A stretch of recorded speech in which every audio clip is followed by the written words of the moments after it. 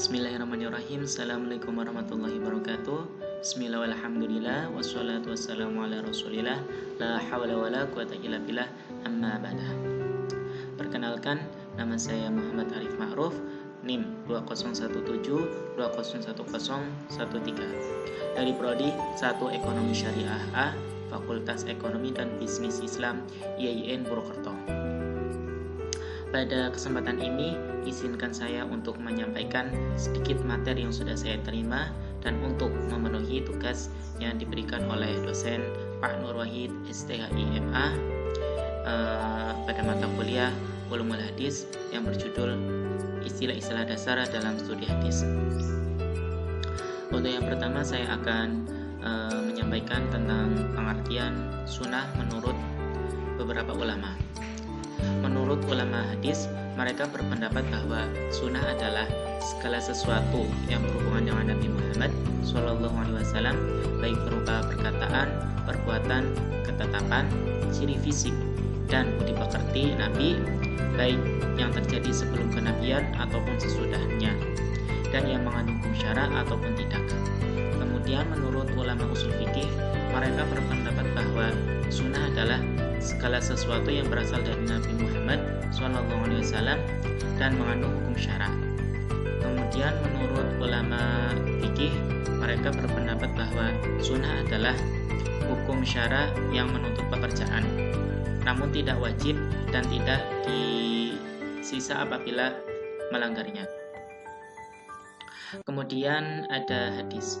Pengertian hadis adalah segala sesuatu yang disandarkan atau dinisbahkan kepada Nabi Muhammad SAW, baik berupa perkataan, perbuatan, ketetapan maupun sifat Nabi. Kemudian ada khabar. Khabar memiliki arti an-naba atau berita, atau dapat diartikan sebagai berita yang berasal dari selain Nabi. Sebagai contoh, seseorang yang ahli hadis disebut muhadis, dan seseorang yang ahli sejarah atau sejenisnya disebut akhbari. Kemudian ada atsar. Pengertian atsar ialah sisa atau peninggalan sesuatu, atau dapat diartikan sesuatu yang berasal dari Nabi atau sesuatu yang disandarkan kepada sahabat atau para tabi'in yang terdiri dari perkataan dan perbuatan. Kemudian ada Al-Quran. Al-Quran berasal dari bahasa Arab yang dari kata qara'a yaqra'u qira'atan wa qur'anan, yang berarti bacaan.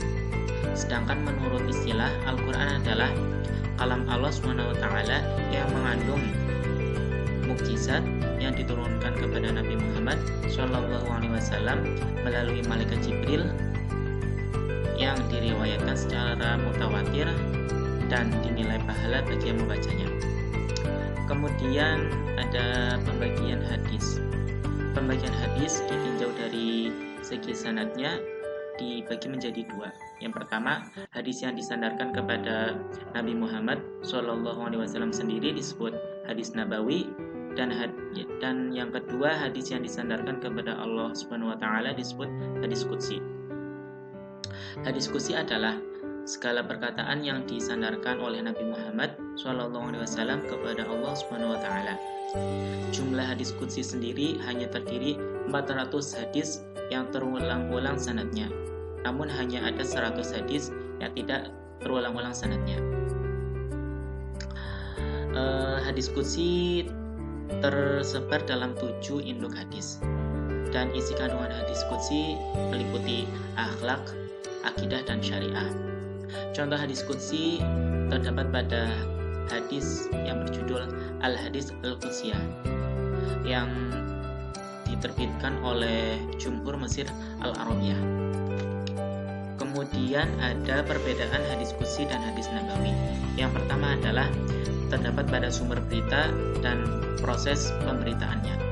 Kedua, pada hadis qudsi maknanya dari Allah Subhanahu wa taala, redaksinya dari Nabi Muhammad SAW, dan disandarkan kepada Allah Subhanahu wa taala. Sedangkan pada hadis nabawi makna dan redaksinya dari ijtihad Nabi sendiri. Yang ketiga ada pada hadis qudsi Nabi Muhammad SAW menyandarkan kepada Allah Subhanahu wa taala. Sedangkan pada hadis nabawi Nabi SAW menjadi sumber sandaran peristiwanya. Kemudian ada contoh periwayatan hadis qudsi yang disandarkan kepada Allah Subhanahu wa taala. Contohnya pada kalimah qala an-nabiyyu sallallahu alaihi wasallam qala Allahu atau yaqulullahi azza wa jalla. Yang kedua ada kalimah yaqulun nabiyyu sallallahu alaihi wasallam fi ma yarwihi ar-rabbihi. Yang ketiga ada kalimah an-nabiyyi sallallahu alaihi wasallam fi ma yarwihi ar-rabbihi tabaraka wa ta'ala qala. Yang terakhir ada bid'ah.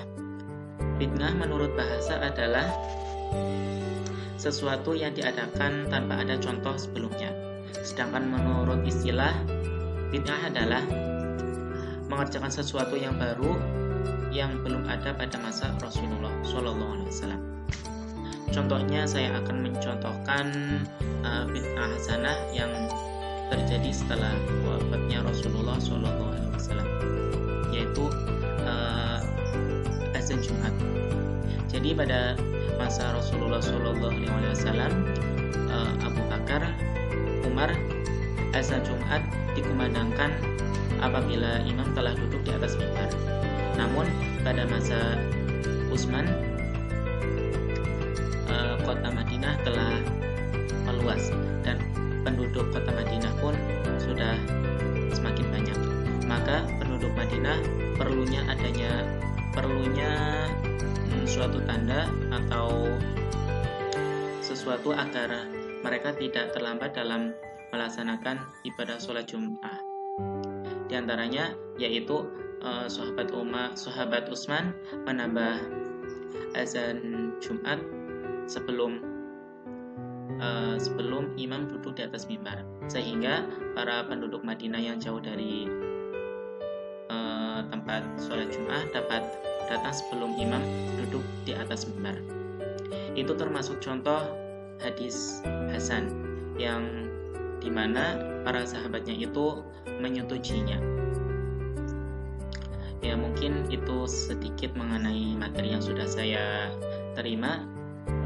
Mohon maaf apabila banyak kekurangan, banyak kata yang masih kurang, banyak kata yang masih salah. Saya mohon maaf sebesar-besarnya. Wabillahi taufiq wal hidayah. Wassalamualaikum warahmatullahi wabarakatuh.